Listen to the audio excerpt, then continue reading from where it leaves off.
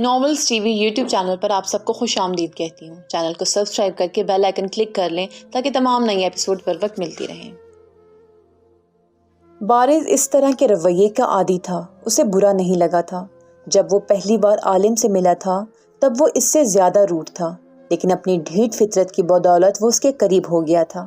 4 سال لگے تھے اسے ابتہاج عالم کو منانے میں، اور اب اس نے خود سے وعدہ کیا تھا چاہے کچھ بھی ہو جائے وہ اسے کبھی واپس پاکستان جانے نہیں دے گا، کبھی بھی نہیں۔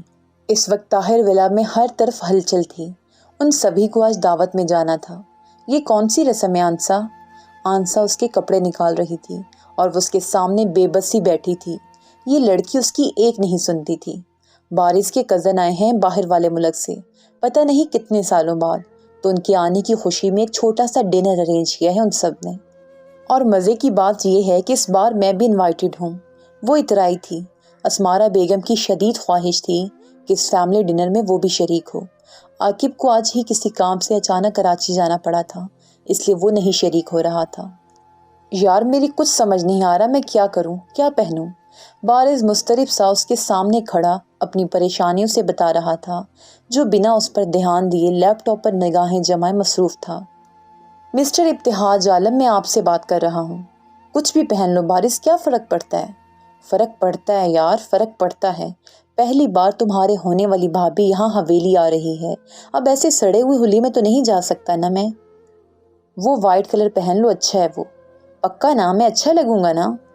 تم نے پوچھا، میں نے بتا دیا، اب پہننا یا نہ پہننا تمہاری مرضی۔ اچھا نا، پہن لیتا ہوں۔ ویسے تم کیا واقعی نیچے نہیں آؤ گے؟ نہیں۔ 2 ٹوک انداز۔ یار تاج، یہ دعوت تمہارے آنے کی خوشی میں دی گئی ہے، تم نہیں آؤ گے تو اچھا نہیں لگے گا نا۔ اس کا انداز خوش آمدی تھا۔ آئی نو تجھے لوگوں سے زیادہ ملنا پسند نہیں، لیکن بس آنا، سلام کرنا اور بس ویسے ہی، کون سا لیڈیز ہوں گی وہاں۔ اچھا ٹھیک ہے، تم جاؤ، تیار ہو جاؤ۔ وہ مان گیا تھا، بارز کے لیے وہی بہت تھا۔ اسے خوشی سے چمکتے دیکھ کر عالم کو خود پر غصہ آیا تھا۔ جب وہ یہاں آ گیا تھا تو کیوں ایسے کر رہا تھا؟ یا شاید اسے اس ماحول میں ایڈجسٹ ہونے میں ٹائم لگنے والا تھا۔ اس نے سوچ لیا تھا وہ اسلام کے بعد اپنے روم میں آ جائے گا۔ عاقب ہوتا تو شاید وہ رک جاتا، مگر اب اس کا ایسا کوئی ارادہ نہیں تھا۔ مہمانوں کی آمد ہوئی تو وہ بارز کے ساتھ ہی مردان خانے میں داخل ہوا تھا۔ طاہر ولا کے سبھی مکین اس سے بہت خوش دلی سے ملے تھے۔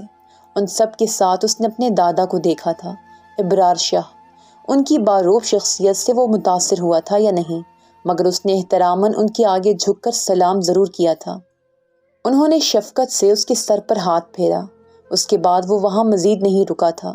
کچھ ہی دیر بعد وہ معذرت کرتا واپس اپنے کمرے میں آ گیا۔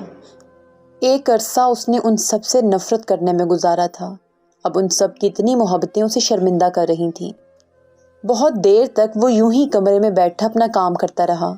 پانی کی طلب ہوئی تو اس نے سائڈ ٹیبل پر رکھے جگ کی طرف ہاتھ بڑھایا جو خالی تھا۔ باہر جانے کا سوچ کر ہی وہ کوفت کا شکار ہوا تھا، مگر پانی بھی پینا تھا، اس لیے جگ اٹھاتے وہ باہر کی جانب بڑھا تھا۔ وہ دونوں ایک کونے میں بیٹھی تھیں، جبکہ ساری خواتین خوش گپیوں میں مصروف تھیں۔ یار میں تو بور ہو رہی ہوں۔ پشمینہ اور صبور دونوں کچن میں تھیں۔ ان کے جانے کے بعد آنسا پر بوریت چھائی تھی۔ ماہی تو ویسے بھی بولتی ہی نہیں تھی اتنا، اور یہاں وہ خود سے بول کر اپنی ماں سے ڈانٹ تو نہیں کھا سکتی تھی۔ آنسا چچی کو بولو یہاں سے چلیں اب۔ اس کے دل پر اچانک ہی بوجھ سا آ گیا تھا۔ کیا ہوا ہے، طبیعت خراب ہو رہی ہے کیا؟ کس نے بولا تھا رونے کو؟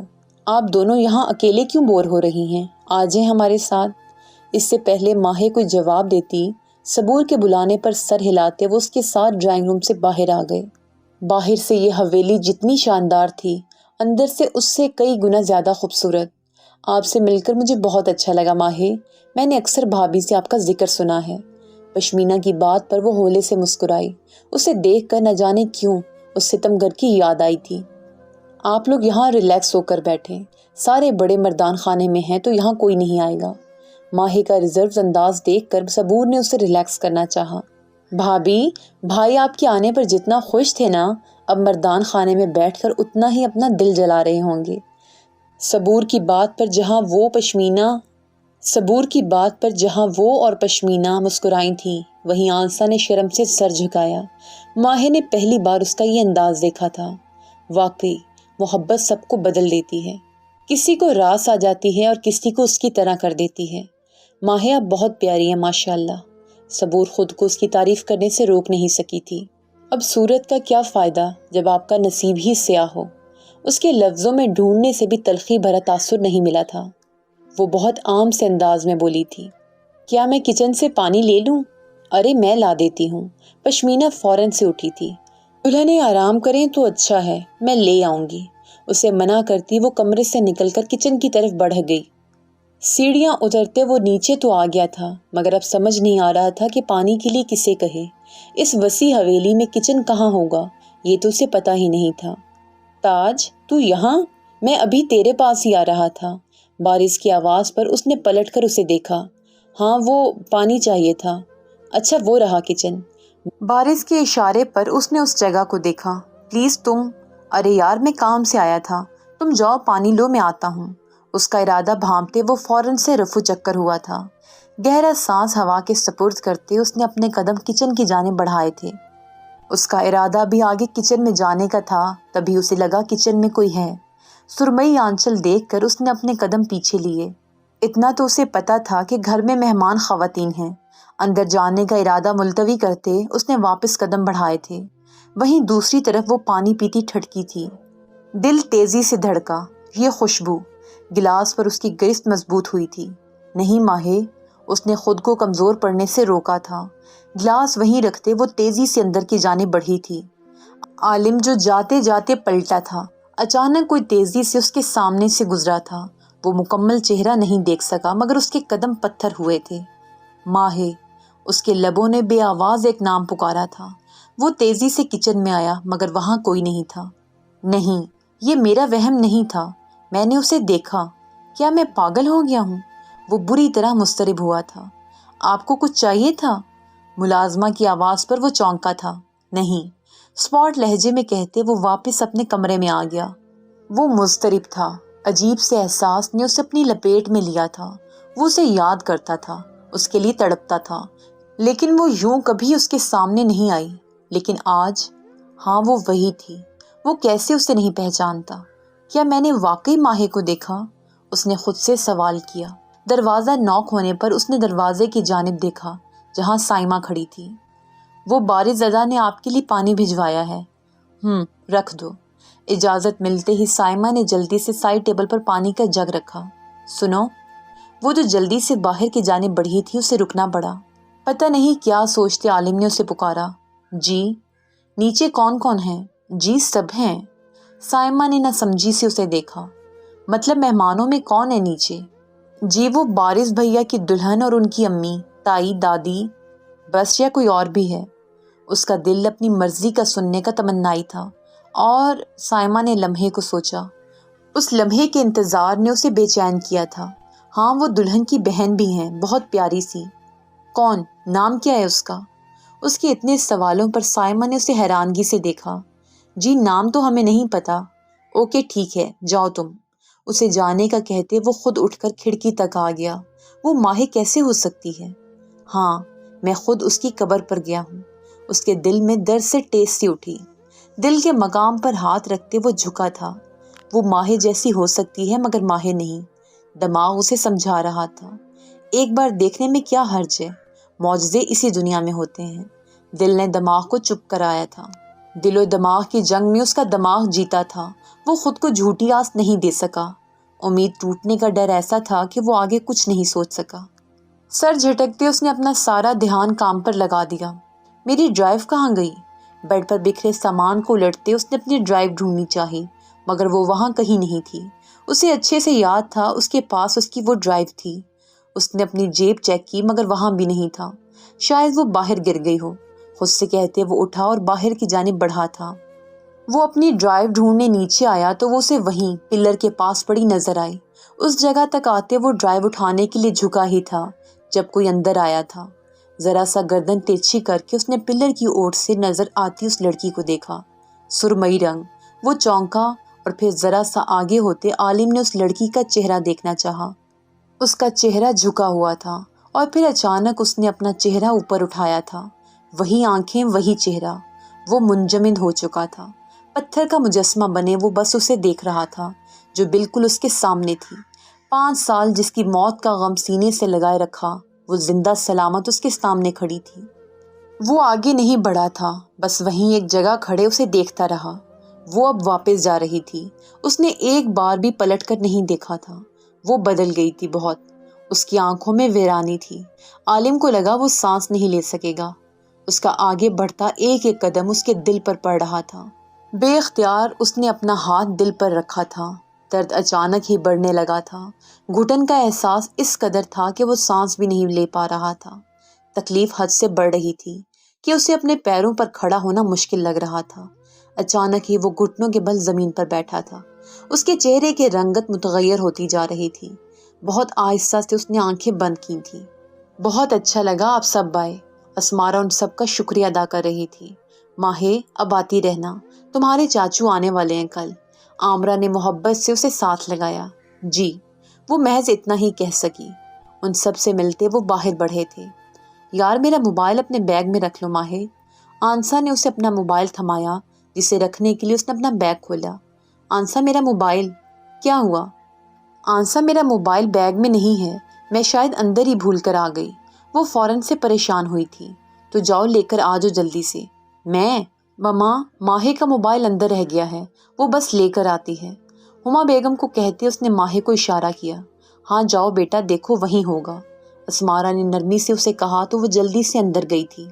اس کا موبائل کمرے میں نہیں تھا۔ اسے یاد آیا جب وہ لوگ باہر بیٹھے تھے، آبان کی کال آئی تھی۔ اس نے تبھی موبائل نکالا تھا۔ خود کو سناتے وہ اس حصے میں گئی، وہیں اسے موبائل نظر آیا۔ اس کی رکی سانسیں بحال ہوئی تھیں۔ یہ موبائل کھو جاتا تو وہ کیا کرتی؟ اس نے موبائل کو ایسے سینے سے لگایا تھا جیسے نہ جانے کتنا قیمتی خزانہ ہو۔ آنسا کی پکار پر وہ جلدی سے باہر نکلی تھی۔ اگر وہ پلٹ کر دیکھتی تو ضرور پتھر کی ہو جاتی۔ ان سب سے مل کر وہ واپس گھر کی جانب بڑھے تھے۔ عالم میرے بھائی تو ٹھیک ہے؟ آنکھیں کھولتے ہی بارش کی آواز پر اس کے کانوں سے ٹکرائی۔ بے تاثر نگاہوں سے اس نے آس پاس دیکھا۔ وہ اپنے کمرے میں اپنے بستر پر تھا۔ کیا ہوا تھا مجھے؟ تو بے ہوش ہو گیا تھا، ہم سب باہر تھے۔ وہ تو شکر ہے سائمہ نے تجھے دیکھ لیا۔ وہ کچھ بھی سوچ سمجھ نہیں پا رہا تھا۔ اس کا دماغ بالکل معاف ہو چکا تھا۔ شوگر بالکل لو تھی تیری، ہم سب کی تو جان ہی نکل گئی تھی۔ اسے پانی کا گلاس تھماتے بارش وہیں اس کے پاس بیٹھ گیا۔ وہ اس کے لیے فکر مند تھا۔ وہ سب اس کی وجہ سے پریشان ہو گئے تھے۔ میں اب ٹھیک ہوں بارش، اسے جواب دیتے وہ رکا تھا۔ سب کچھ فلیش بیک پہ چلنے لگا تھا۔ اس کا نیچے جانا اور پھر اس کا ماہے کو دیکھنا۔ ایک جھٹکے سے وہ اٹھ بیٹھا۔ کیا ہوا؟ مہمان چلے گئے بارش؟ اس کے چہرے پر عجیب سے تاثرات تھے۔ ہاں کب کے؟ مجھے عاقب سے ملنا ہے بارش۔ ہاں ٹھیک ہے مل لینا، ابھی آرام کرو، مجھے ابھی اس سے ملنا ہے بارش۔ تیزی سے بیڈ سے اترتے اس کا سر چکرایا تھا، مگر اسے پرواہ نہیں تھی۔ اسے عاقب سے ملنا تھا۔ آج وہ اس کا گریبان پکڑ کر پوچھنے والا تھا ایک ایک سوال۔ ابتہاج عالم تم نہیں جاؤ گے، آئی سمجھ؟ حالت دیکھی اپنی، جان نکال کر رکھ دی تھی ہماری۔ اور ویسے بھی عاقب یہاں سید پور میں نہیں ہے، کراچی میں ہے۔ جب آئے گا مل لینا، اس لیے بیٹھو شرافت سے یہاں۔ اسے بیڈ پر بٹھاتے بارش کا بس نہیں چل رہا تھا اسے باندھ کر رکھتے۔ کچھ ہوا ہے کیا؟ کچھ نہیں ہوا۔ وہ سخت جھنجھلاہٹ کا شکار ہوا تھا۔ عاقب کل صبح آ جائے گا واسق چاچو کے ساتھ۔ اس کا مزید کچھ بھی سننے کا کوئی موڈ نہیں تھا، اس لیے بنا مزید کچھ کہے وہ بیڈ پر لیٹ کر آنکھیں موند گیا۔ بارش نے دکھ سے اسے دیکھا۔ نہ جانے کون کون سے دکھ وہ خود میں چھپائے گھوم رہا تھا۔ لاؤنج میں اس وقت عجیب سی خاموشی تھی۔ سب کی نظریں ساکت کھڑے ابتہاج عالم پر تھیں اور اس کے سامنے کھڑا وہ شخص آج 28 سال بعد اپنے بیٹے کو اپنے روبرو دیکھ رہا تھا۔ ہاں، 28 سال سے وہ تڑپ رہا تھا اس کی ایک جھلک کے لیے، اور آج طویل ہجر کاٹنے کے بعد آج وہ اس کے پاس تھا۔ ابتہاج میرے بچے، آنسو ٹوٹ کر واسق کی گالوں پر بہہ رہے تھے۔ اس زندہ دل انسان نے سب سے زیادہ تکلیف برداشت بنا کچھ بھی کہے وہ آگے بڑھا اور واسق کے سینے سے لگا۔ ہاں، یہ پہل اسے ہی کرنی تھی، مجھے معاف کر دینا، میں کچھ نہیں کر سکا۔ اس کے سینے سے لگے واسق مسلسل رو رہا تھا۔ آپ کا اس میں کوئی قصور نہیں تھا بابا، جس کا قصور تھا وہ اب اس دنیا میں نہیں۔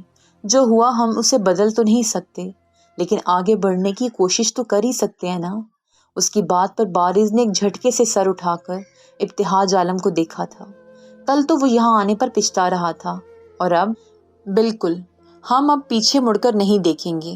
عالم کا چہرہ تھامے واسق نے مسکرا کر کہا تھا، بابا آپ آرام کریں، اب آپ کو آرام کی ضرورت ہے۔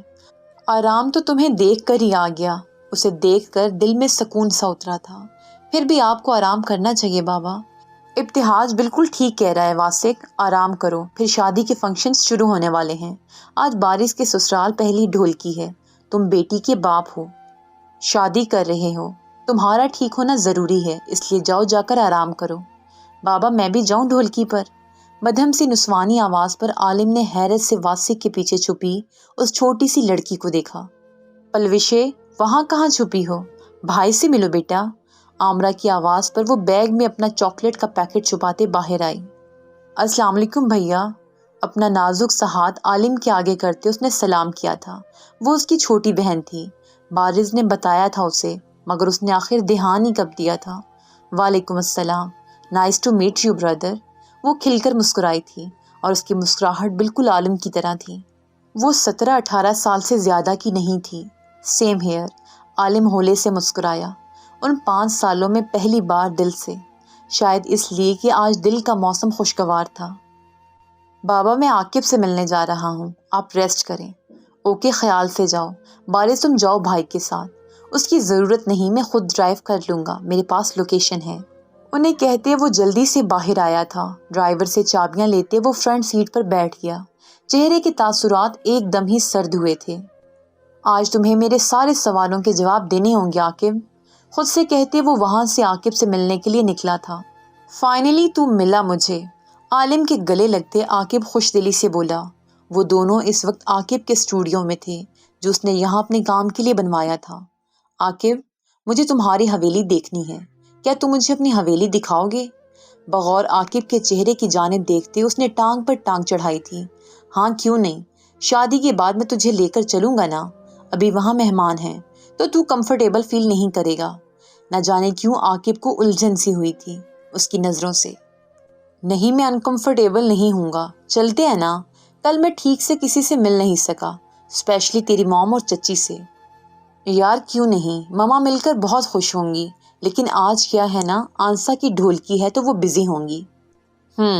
ٹھیک ہے، پھر آج میں یشم یوسف زئی سے ملنے ان کے گھر جا رہا ہوں۔ اس نے عاقب کے سر پر دھماکہ کیا تھا۔ کیوں؟ تو وہاں کیوں جانا چاہتا ہے؟ میں نے جو کچھ کیا اس کی معافی مانگنی، اور ماہے وہ رکا تھا، تعزیت بھی تو کرنی ہے نا۔ اس کی بات پر عاقب کے چہرے کا رنگ فک ہوا تھا۔ عالم، کیا ضرورت ہے وہاں جانے کی؟ ماضی کو اب واپس سے یاد کرنا فضول ہے، سب آگے بڑھ گئے ہیں۔ لیکن میں نہیں بڑھ سکا عاقب، مجھے آج بھی سب یاد ہے۔ میں اسے جس روز یاد نہیں کروں نا، مجھے سانس نہیں آتی۔ جب تک وہ مجھے معاف نہیں کرے گی مجھے سکون نہیں آئے گا، اس لیے میں اس کے ماں باپ سے معافی مانگنا چاہتا ہوں۔ وہ اپنی جگہ سے اٹھا تھا۔ عالم میری بات سن، وہاں جانے کا کوئی فائدہ نہیں ہے میرے بھائی۔ عاقب ایک دم ہی اس کے سامنے آیا تھا۔ کیوں؟ وجہ؟ ہاں، مجھے ایک وجہ دے جسے سن کر میں وہاں نہ جاؤں۔ کوئی تو وجہ ہوگی نا۔ یار میں اس لیے منع کر رہا ہوں کیونکہ عالم نے اس کی بات کاٹی تھی اور قدم بڑھاتا اس کے سامنے آیا۔ اس کی آنکھیں سرخ ہو رہی تھیں۔ کیونکہ ماہے تو زندہ ہے اور زندہ لوگوں کی تعزیت نہیں کی جاتی نا۔ ایک ایک لفظ پر زور دیتے وہ عاقب کے سر پر دھماکہ کر گیا تھا۔ اس کے چہرے کا رنگ متغیر ہوا تھا۔ کیوں عاقب کیوں؟ تو دوست تھا نا میرا، کیوں کیا میرے ساتھ ایسا؟ بتا کیوں کیا؟ وہ اس کا گریبان پکڑے چیخا۔ عالم میری بات سن۔ کیا سنوں عاقب، کیا سنوں؟ وہ زندہ تھی اور میں اس کا ماتم کرتا رہا۔ میں مر رہا تھا عاقب، ہر لمحہ ہر وقت میرا دم گھٹنے لگا تھا، میرا دل کرتا تھا مر جاؤں۔ میں کیوں عاقب، کیوں کیا تو نے ایسا؟ وہ رو رہا تھا، تڑپ رہا تھا۔ عاقب نے دکھ سے اسے دیکھا۔ میں تجھے مزید تکلیف میں نہیں دیکھ سکتا عالم۔ وہ ٹھیک نہیں تھی عالم، اسے تیرا ساتھ چاہیے تھا جو تو نہیں دے سکتا تھا۔ عاقب کو سمجھ نہیں آ رہا تھا کہ کیا کرے۔ وہ ماہی کی حالت دیکھ کر ڈر گیا تھا۔ اسے پتا ہوتا کہ عالم نے بدلہ نہیں لینا تو وہ کبھی اتنا بڑا جھوٹ نہیں بولتا۔ جھوٹ بولا تھا اس نے اور پھر وہ سچ نہیں بول سکا۔ جھوٹی قبر بنا کر وہ اسے یقین دلا گیا تھا، مگر اب سب ضائع تھا۔ وہ مجھ سے نفرت کرتی ہے نا عاقب؟ کیا اس کی زندگی میں کوئی اور آ گیا ہے؟ انجانے خوف سے اس کا دل دھڑک رہا تھا۔ وہ طلاق یافتہ عالم، اس کی طلاق اس کے نکاح والے دن ہی ہو گئی تھی۔ طلاق؟ نکاح؟ وہ پتھر کا ہوا تھا۔ تم جو نہیں کر سکے وہ میں کروں گی، کسی کے کہے الفاظ یاد آئے تھے۔ عالم، اسے جامن دیکھ کر عاقب نے اسے پکارا۔ مجھے اس سے شادی کرنی عاقب، مجھے ماہر چاہیے، ہر حال میں۔ اب کے حیران ہونے کی باری عاقب کی تھی۔ عالم، تو میری مدد کرے گا عاقب؟ مجھے وہ چاہیے، میری زندگی، وہ میری ہے، اسے میرے پاس ہی آنا ہے، بھلے وہ ساری زندگی مجھ سے نفرت کرے، مگر اسے رہنا میرے ساتھ ہے۔ وہ اپنا فیصلہ کر چکا تھا اور عاقب جانتا تھا وہ اپنی بات کا کتنا پکا ہے۔